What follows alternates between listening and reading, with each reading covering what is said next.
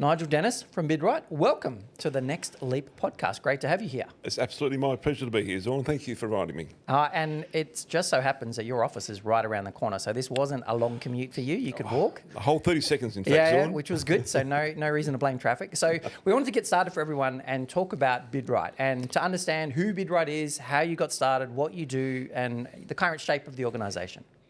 Yeah, BidWrite, what do we do now? I'll start with that. BidWrite is in the work-winning function. We help companies win tenders to get new contracts. It's as simple as that. We specialised in that and focused on that and have been in business for just celebrated our 15th birthday last year. Happy birthday. Right. Well done. Thank you. That's a big effort. Had its start way back a long time ago, let's say. Are you trying not to date yourself here? Yep. Correct. Yep. With my business partner called David Lunn. Yep. David Lunn and I actually went to uni together and we studied engineering. And I worked out pretty quick that I wasn't a very good engineer. Yep. We joined the Air Force and had a great time in the Air Force together. And we've always been good mates. We got out of the Air Force about after 10 years.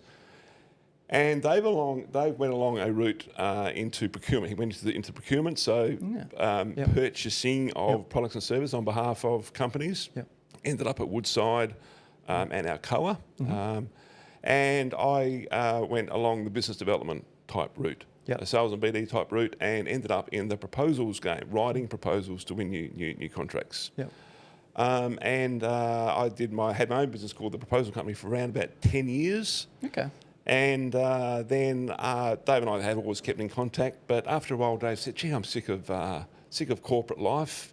And so we got talking about the nuances between the buying and selling side. He was on the buying side, I was on the selling side, and he issued tenders to market. I responded to tenders, not his tenders. Yep. And we got talking about the nuances between, gee, if only both sides could do it better.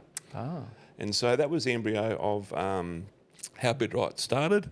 And at a barbecue one day in January, the year before the year of the year that we started, and we came up with this idea of starting a business together and sharing the learnings from each side so that it would make the buying and the selling stronger because we've got insights to both sides.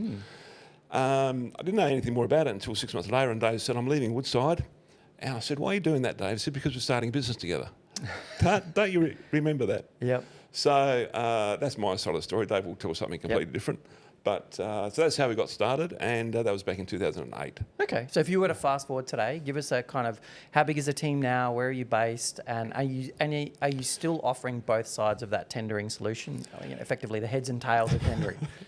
Yeah, Dave's seen the light and he's come over to our side, and we don't offer. We do the occasional job, but 99% of our business is now focused on responding to tenders to win. So Dave's very much come over to our side, so that's where we focus on. Yep. We obviously started in West Australia, but now we have offices expanded to Melbourne and Brisbane, and a presence in New Zealand as well, so physical offices. So we've got about 30 staff or so. Which is very, like if you think about over 15 years to now be both interstate and having 30 staff, and correct me if I'm wrong, tendering is typically not a large business opportunity. Most people who specialise in tendering responses are one-off consultants or individuals. They're not large firms. So in terms of the market size, are you unique in that space? Yeah, look, we are now the largest firm of this specialty in Australia, and we think the world, because the model for big consultants is they employ subcontractors to do work like part-time basis. So we employ full-time staff. Yeah. So we think we are, we know we're the largest in Australia. We think there's no models around the world like that. Most employ on a casual contractor type basis. So, so yeah, if it little old company come out of West Australia and grow to that sort of level, and it is a very niche business. And one of the problems is awareness. People just don't know that help exists in the tendering space, and yet so many firms rely on their need to win work to not only grow the business but keep the staff they've actually got. So tendering is a very important business function, but it's not one that's recognised as being necessarily outsourced. So we've made it our niche, and other biggest, if not, we think we're the best, but everyone says that, don't they, Zaun? Yeah, of course. Yeah. but if size is any gauge, Yep. but we're pretty happy about that. So you, in that sense, you're probably a market leader in this space. The question I would have is for any business that's out there and they're thinking to themselves, I'm just starting to tender, I'm having to respond to tenders, I'm not sure what to do. Is there kind of a bit of advice that you'll give them to say, hey, look, if you're getting into the tender space, here's some things you need to look for when it comes to how you deal with a tender? Yeah, the biggest problem that we see is that companies, if they want to get into the tendering market, don't think about it as a strategic function. They think about it as a very transactional function.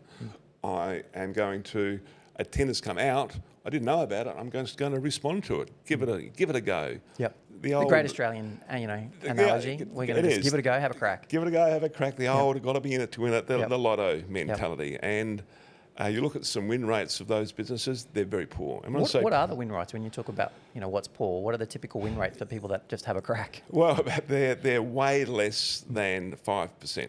Wow. Way less. So they win, if they're lucky to win 1 in 20. So the effort to, imagine spinning 20 documents, so 20 submissions, one of them wins, you're wasting effort on 19 of those. So you add the man hours up, the cost associated with that. And it's no wonder people get frightened about it. They don't have the skills, they don't have the right strategic thinking around them. Obviously don't have the resources, and they just don't think about it the right way. So, but there are other companies out there who do it very well, some very sophisticated companies. But even you take all the major contracts around the place, all the major projects around the place, typically 3 or 4 businesses will tender on each one of those. And so if your win rate is around about 25%, then you're around about par. Yeah, okay. All right. And so when it comes to tendering, is there a size of business that you think, look, every business is suitable to tender? No, you only need to be for big business. You look after a lot of different size clients. Who do you typically find you work with the most? Yeah, look, we work with the mediums to large businesses because the nature of the work that we work on and the cost of those bids are worth getting us involved.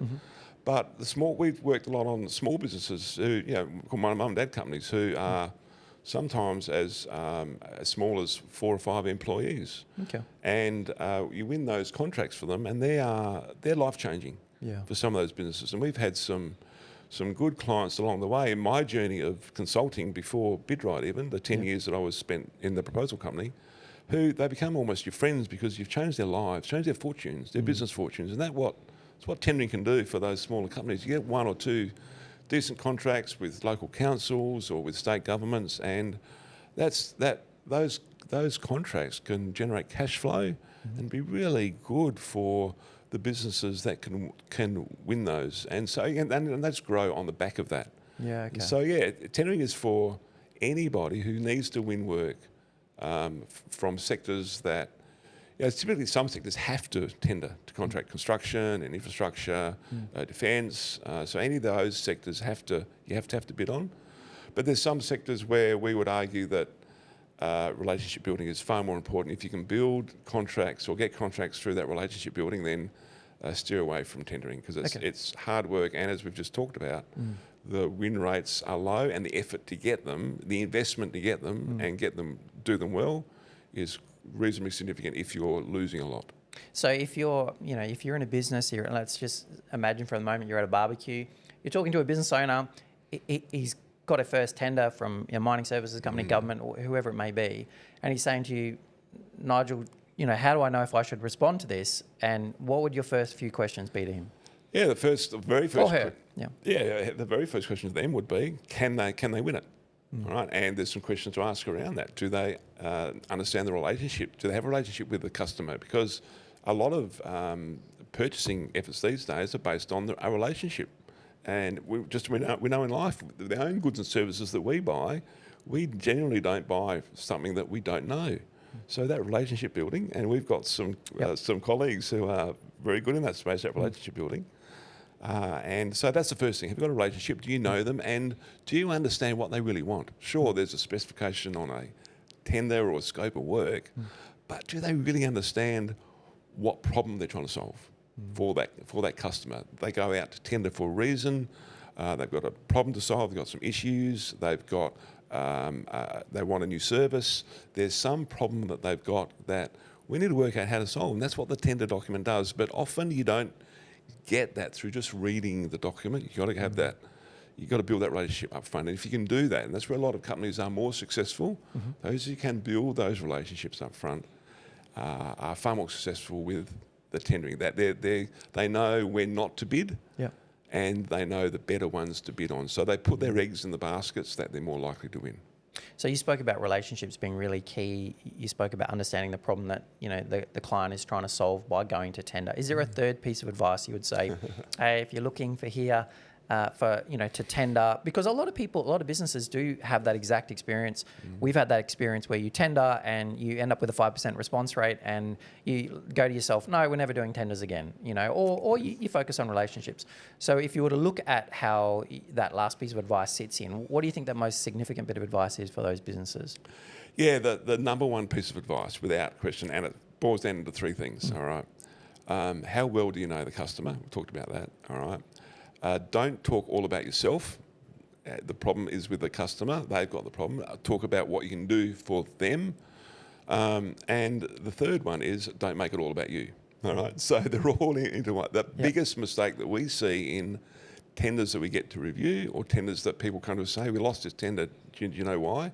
We read their documents, and they're all about them, how great their company is, where they started, what their growth plans are.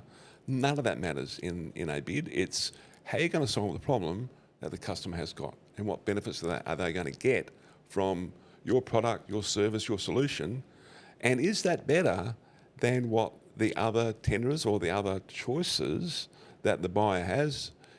Is yours the best choice? Does it stand out from the competition that they've got? So the number one thing by a long way is getting to understand what that customer really wants, what they're asking for in the tender, and then how you can meet those needs and exceed them better than, give them better choices than what they've already got, or what they're going to get from your competitors. So that's the number one by a long, long way. That's great advice. Thank you. I really appreciate that. And I wanted to kind of unpack a little bit. Like you must see a lot of tenders in WA and obviously across the country now.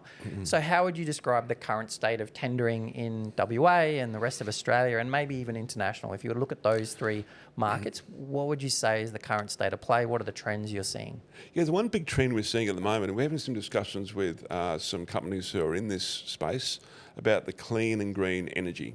It's a really strong commitment to bidding, and depending on which sector you are in, but certainly in the construction and infrastructure sector, the green energy, clean energy is becoming a big part of the story about the projects that these companies are trying to deliver for local governments, for state governments, even for private PPPs, for private partnerships. So the clean green energy we're seeing a lot more of that coming into requirements. So businesses need to be prepared to talk about that. How are they contributing to that?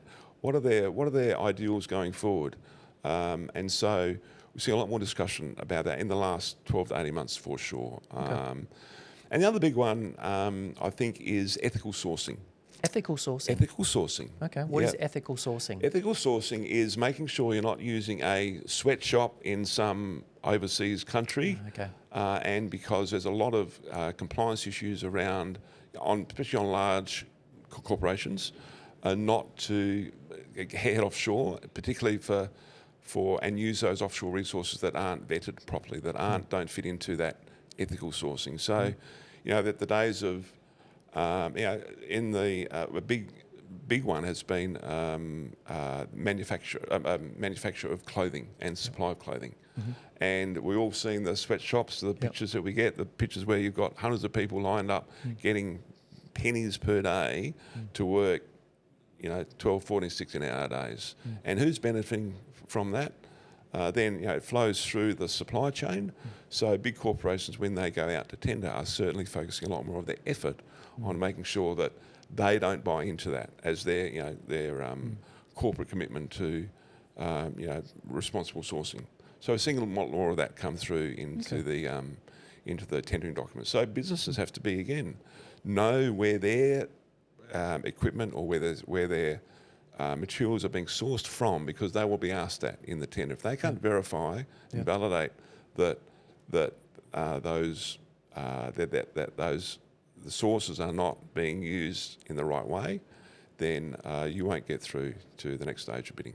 Okay. And if you were to think about what's impacting differently in WA compared to over east, do you have any perspective on that? Is there any changes, or it's like tendering is tendering?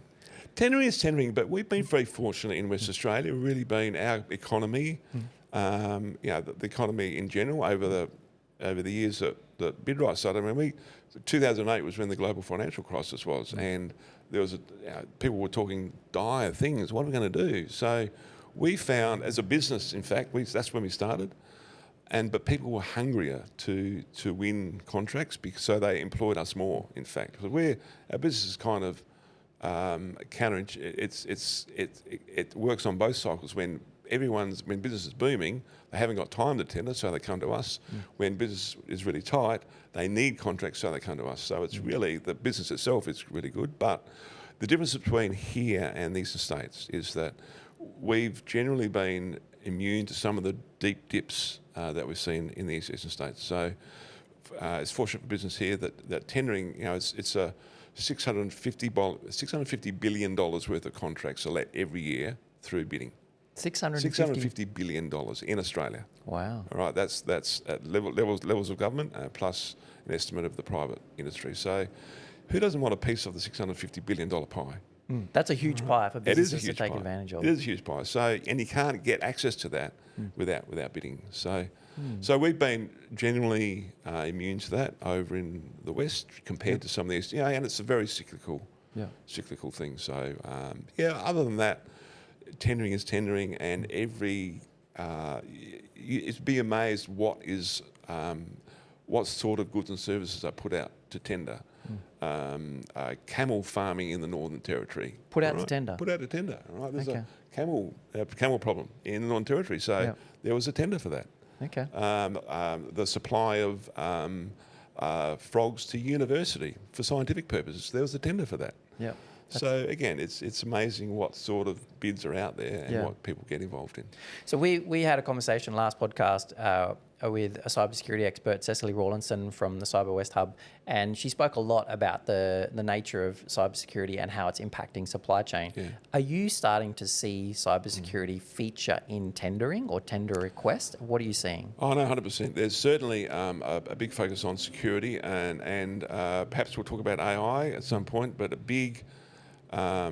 one of the big areas of concern about tendering and use of AI is security concerns. And so the first question we get asked from a consulting point of view is, if we use if we use AI to enhance what we do, how can we be sure that our data is secure? Because you can imagine tendering is at the very sharp end of many business of growth of many businesses, and so. Those businesses don't want their secrets or their solutions out to the broader market, and there's a lot of chat around the security of some AI products and what your data is being used for. So that's the first question we get asked when people talk about AI, but more so in general about security of data. And we saw the Optus thing last year. I mean that raised there's some. So we've seen since then some things introduced in tender requests that are because of that upset. So yes, it's a definite.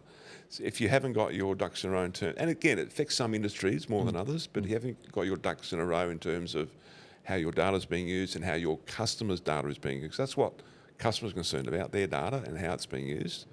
Then you may need to have a rethink and tighten up some of those areas. We've seen in our business, we do a lot of defence contracts, and there's some security protocols around defence contracts, and there's a program called DIS, Defence Industry Security Protocols, and we are having to step through a whole bunch of IT hoops, security hoops, to allow us to get accredited to work on certain levels of defence contracts. Tendering. Do you think businesses are prepared for that change? I mean, we saw that years ago when the focus was occupational health and safety, and businesses all had to have kind of an occupational health and safety framework. Do you see data risks, cybersecurity? Do you see that featuring more in those tenders? And is that something businesses are prepared for? I reckon you're better placed to answer that question, to be quite frank, Zaun. But from where I sit, no, there's some companies are not prepared for that at all. They just haven't got it on their radar, or they don't believe that's an issue. And yet, we've seen what can happen when you think you've got a tight system, but people can get in. Yeah. I've got a 17-year-old who wants to get into cybersecurity. So he enters competitions, and the competitions are about hacking. Yeah. All right. And so it's a huge business, and it's went to a couple of sessions last year, and it's a huge growing industry. And so it's if you're not focusing on it, again, from a tendering perspective, we're seeing it come in more and more, asking questions about that. But I don't know what your view is, but I don't think some companies are really prepared for it at all, or even thinking about it. Yeah, we'd agree.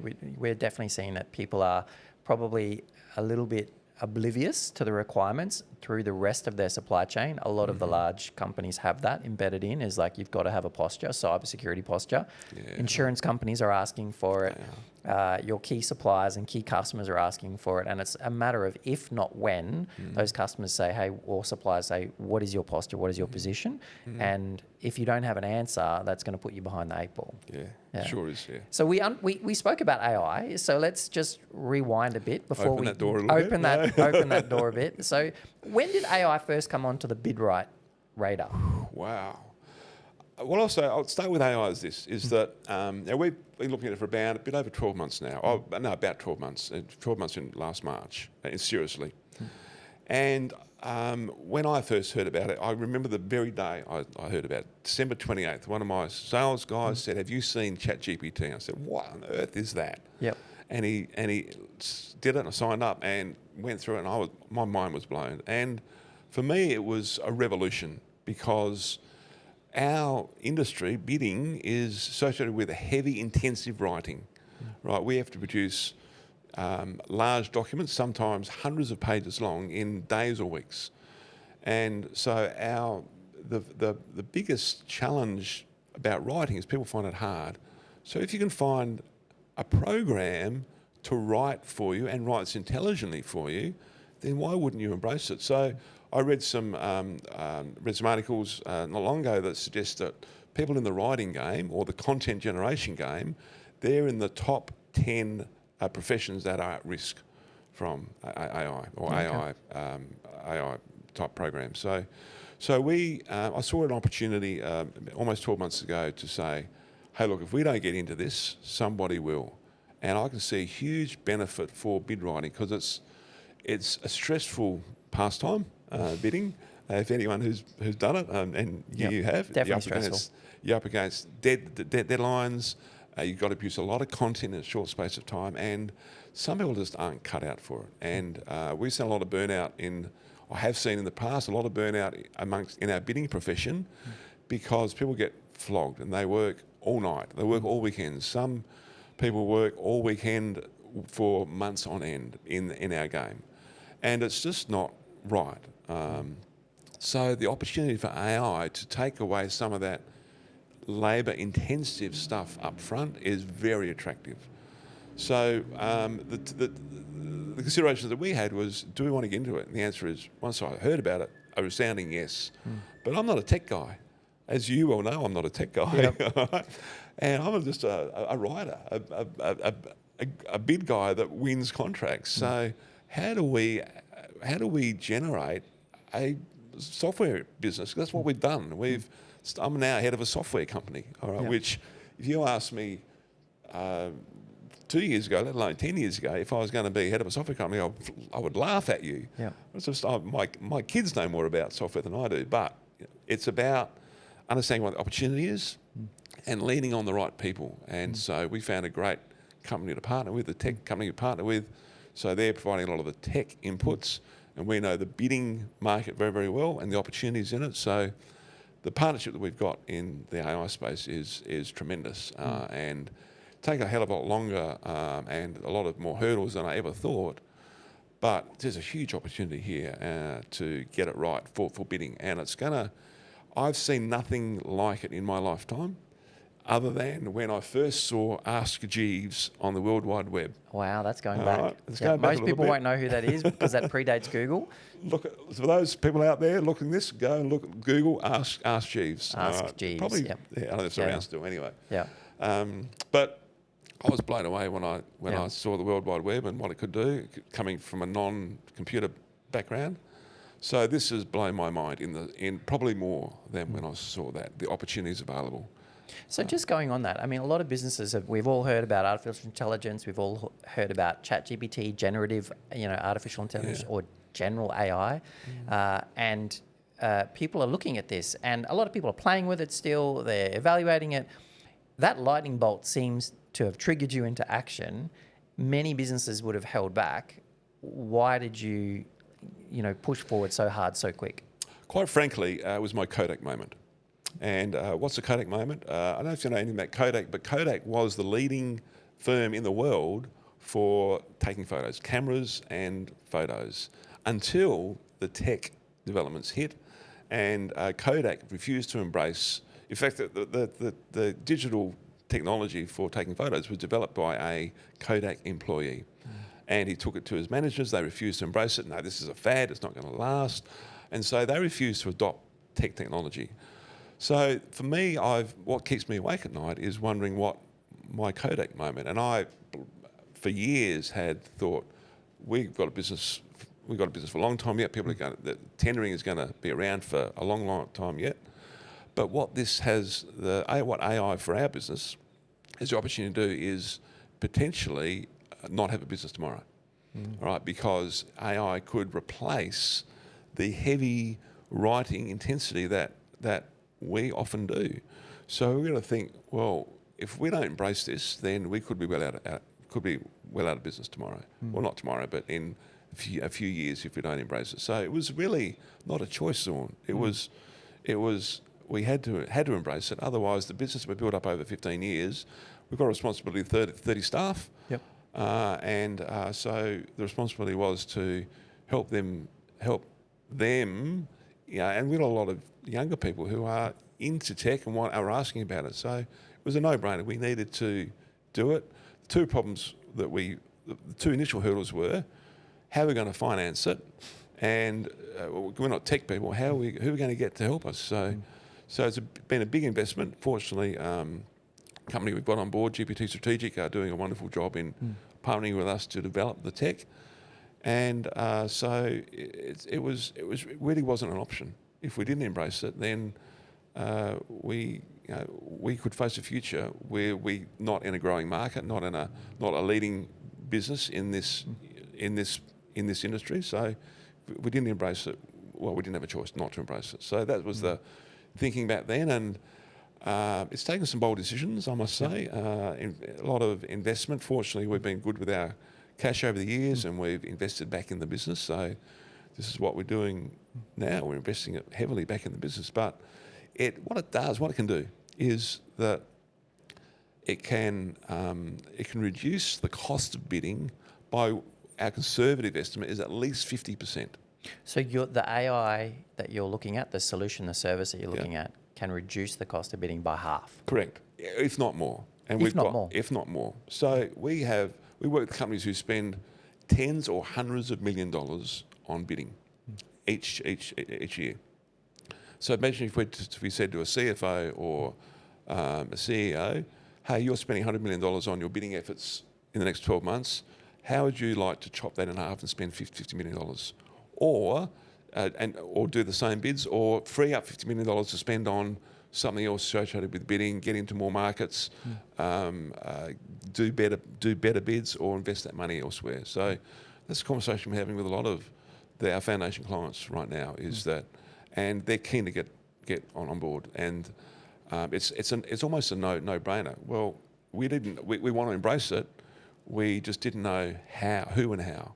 So we're providing that vehicle to help people embrace the shift towards, as you said, a lot of people playing around the edges and wondering where it's going to go and waiting for others. We're seeing a lot of waiting and seeing how it's going to develop, who's going to develop it, what the next step is.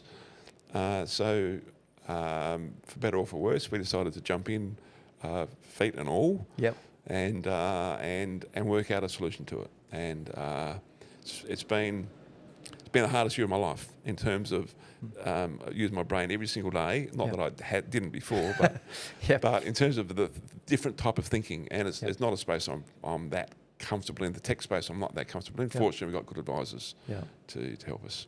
So just in that moment, when you're going to a business now, and I mean, even if you're looking at a smaller business or medium-sized business, you spoke before about the importance of relationships in tendering. So if I hear you correctly, if you can halve the cost of tendering, some of these businesses can now deploy those people into relationship building to build up their chances of winning future tenders. Is that the kind of opportunity you're seeing in the market?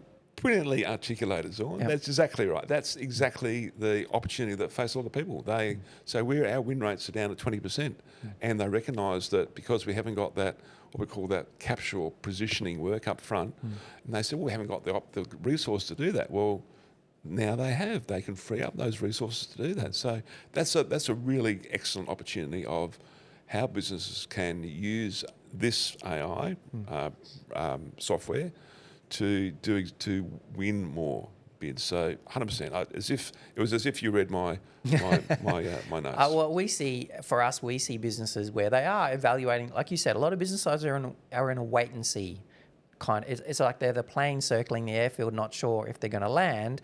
And the question, that you've articulated an answer to is, we didn't have a choice not to land now, because if we didn't, we were going to get beaten by someone else.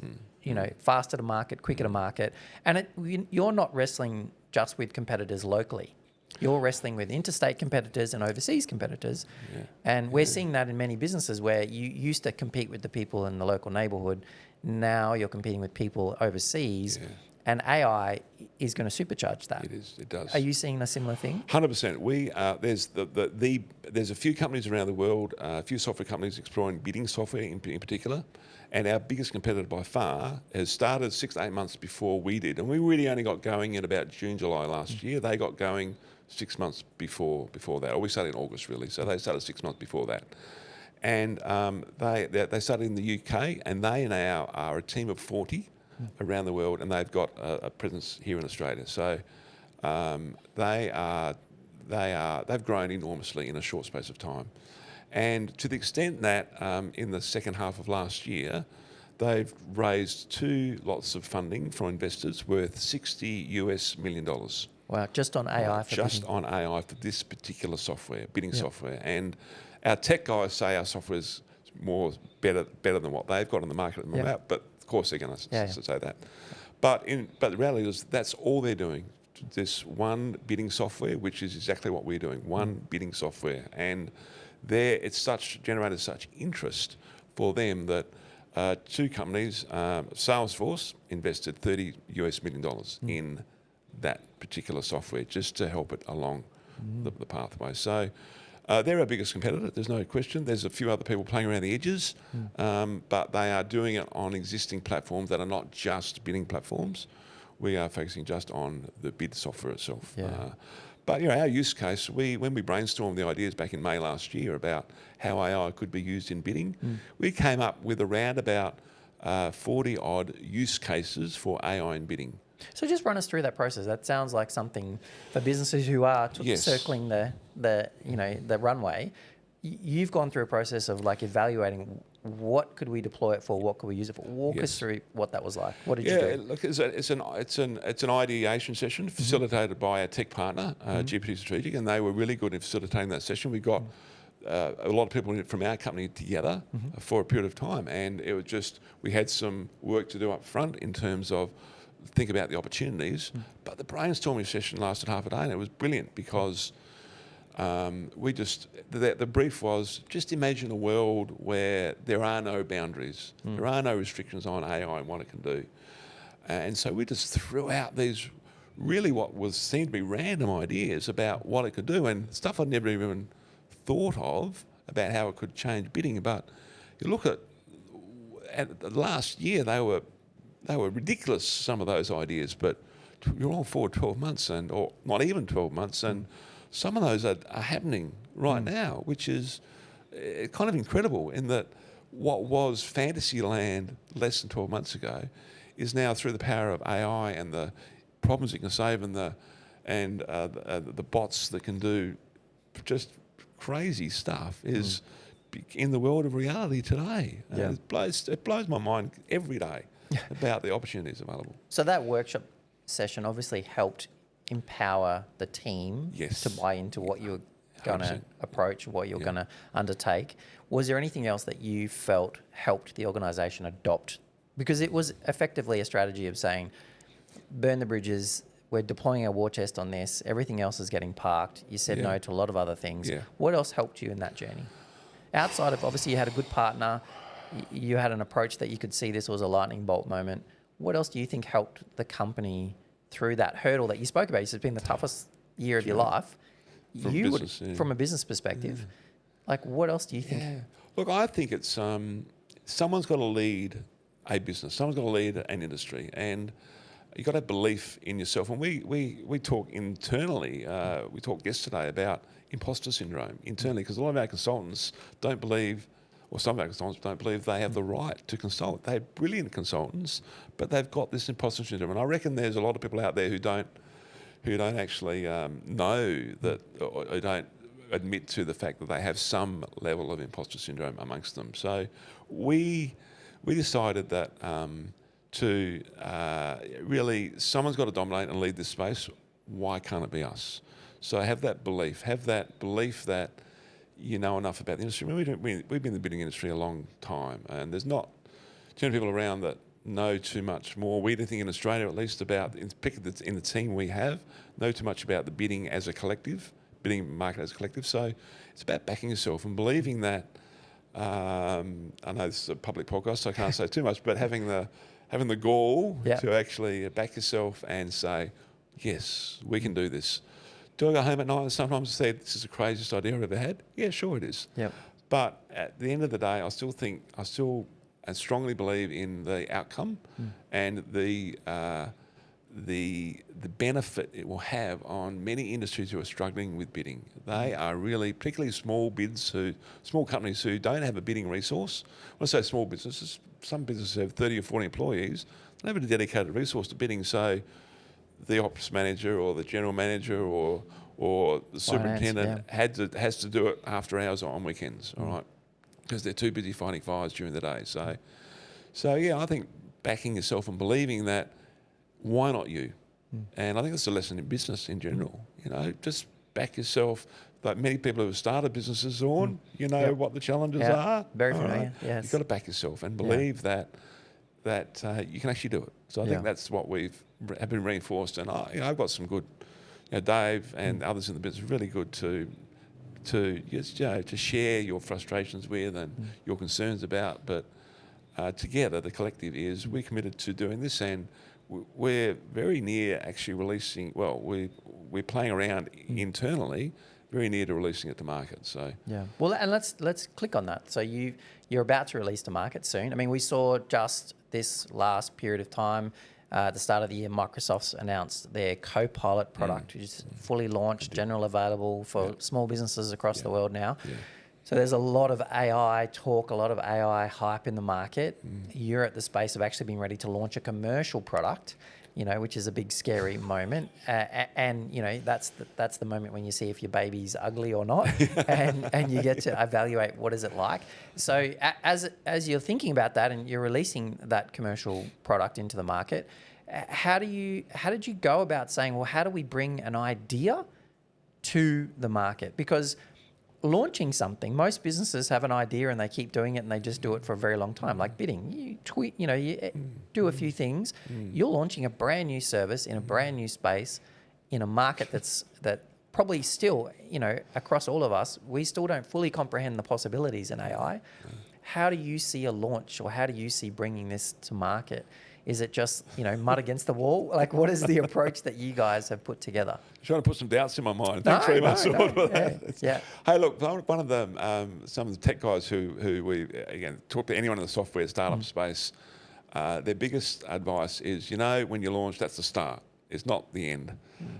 So we're seeing the minimum viable product as the start of, and we're testing it on a few what we call foundational clients. So it won't be released to the broad market. It's released to some partners on board who we selected specifically, who want to come on the journey with us to test that minimum viable product initially. Yeah. So again, I think it's the start of the journey. Yeah. Well, we've already started the journey, but launching that minimum viable product to market is the start of the journey, really. And the idea is with anyone who's got software products, you never stop developing. Yeah, it's a constant developing process. So, look, we're looking forward to getting it out there and seeing what it can do. We played around with it, obviously, and it just blows my mind. We have Monday catch-ups with the tech guys, and some of the stuff that they're doing is, again, I'm just amazed by the abilities of these guys to take what we're doing and make it simple enough just to say yes, just do this. A lot of it is the prompting. All right, how do we prompt it to get the right results out? And I think that's a skill that getting into AI, the prompting itself is not just. It's a learned skill. Is what I'm learning. Yep. If you learn to prompt it well and get the results you want, then it can work for you, not against you. So, I think it's I can't remember what the question you asked now, but it's in terms of it's. I'm got my heart in my mouth about that when it goes to market, but I'm confident in the team we've got behind us to really make a success of it. And there's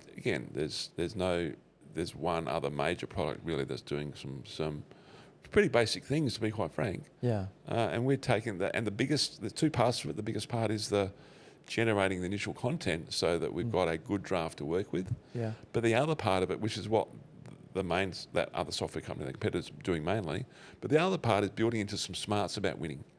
Yeah. And we don't see that happening. So smarts about winning. Smarts about winning. So walk us through, what are smarts about winning? Yeah, smarts about winning, about how to write persuasively, because bid writing is about persuasive writing, being persuasive in a bid document. And there's some tricks, some techniques, some tips that we teach our people in our training sessions and for companies we work with that we're building into the software platform. So.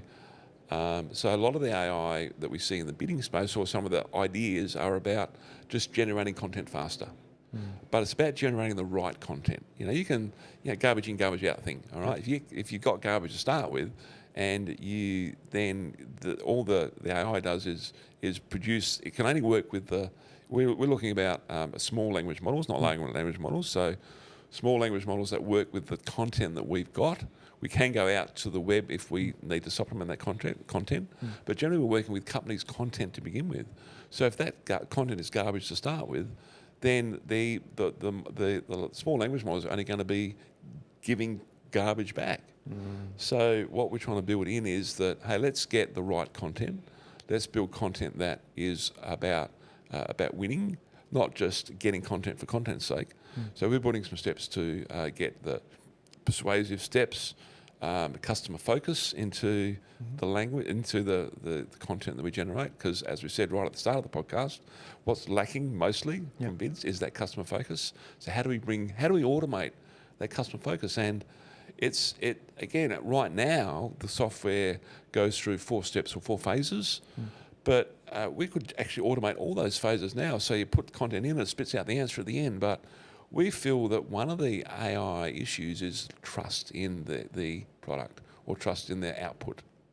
Why is that a big issue? Why is trust such a big issue when it comes to AI? Because what you're doing is they're ingesting a content into it and ingesting a client's content or the request document into it as well. And it's asking the model to read the customer document, read your previous content and come up with the best answer for that context. So if we don't if we just take them to the end, then how do they know that they've got through the process of generating the right content, having goes from review processes, talking about some of the language, the persuasive language. And so if we don't take them through that process, then the research we've done initially is that they're not going to trust the output right from the word go. They may, in the end, once they use it and have some confidence in it. So we've modified the program to step them through a very similar process as what we would in consulting. Yep. In that consulting environment. Take them on that journey. Take them on that journey. Spot on. That's well said. If you were to zoom out for a moment, and you've obviously got a lot of experience now, and I love the fact that you're self-confessed. I'm not a tech guy, but here you are, a business owner who's not a tech guy, becoming a software company, deploying AI. You're almost creating the poster child for anyone. If I can do it, anyone can do it kind of scenario, which is I think it's a great inspiration for most business owners who are still on the fence or still not sure what to do. So if you were talking to those business owners, and you're in an audience, and we do this a fair bit, but if you were talking to that audience of business owners about how they're thinking, and they might think, well, I don't write tenders, I don't have a huge, I have a business that has different facets to it. What encouragement or what advice would you give them when it comes to starting to think about the impact of AI? So, and again, the benefit is you're not a tech guy. So you saw something that a non-tech guy picked up in terms of the impact to your business. So if you were talking to those business owners, and you've got a business owner and she's sitting down with you, and there's another person sitting down with you and they're asking, like, how do I think about this? What's the non-tech perspective you would give them on the importance of looking at AI? That's a great question, Zaun. I think it's. I sat on a CSIRO panel in Melbourne in late last year, and on that panel there was 5 or 6 people from different backgrounds and different businesses, and there was a brain surgeon who's looking at AI. All right, there was a marketing company looking at AI. There was us looking at AI. There was a famous wine company looking at AI, and so I think the message is that you just got to look at the opportunity in your industry. Businesses know their industry very well. They don't start a business, they don't get in the business without knowing their industry well. And so it's just I think it's a matter of just looking at what can change, or what improvements, what developments can I make in this business using AI. And I think there's just connecting the dots. And sometimes you might need some help, some outside help to help connect those dots, but it's not too many industries that I've seen just in our general bidding lives, and we get involved in lots of different industries and lots of different businesses. A lot of them can actually use AI in some way, shape, or form. And I think if people's business don't adopt it, they're going to be left behind. And so it's a matter of might just be one small thing. How can we improve what we do? It doesn't be writing. It could be something operational. It could be something to do with reporting. It could be something to do with how we generate sales. But there's opportunities, I think, in most, if not all, businesses that I'm seeing. It's just a matter of joining the dots.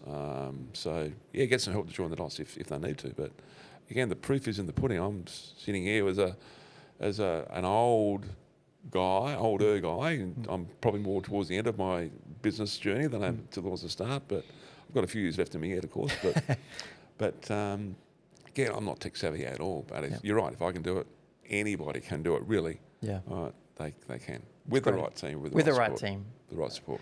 It's been amazing hearing the story, Nigel, and everything that you've gone through in BidWrite's journey, and obviously along with David and the team. Where can people find out more about BidWrite? How do they find out more? This product is obviously coming online soon. There's a lot of organisations that tender that are going to be looking at this with eager eyes. How do they find out more? Oh, look, thanks so much. Jump onto the bidwrite.com.au website. A lot of information on there.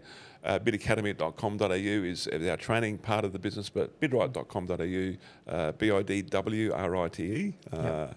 Jump on there and reach us through that. I'm happy to talk to anybody about my journey in AI and what we're doing, that tech space. So looking forward to connecting with anybody who wants to, really. Wonderful. Thank you. Absolutely my pleasure. Thanks very much for having me, Zaun. Thank you.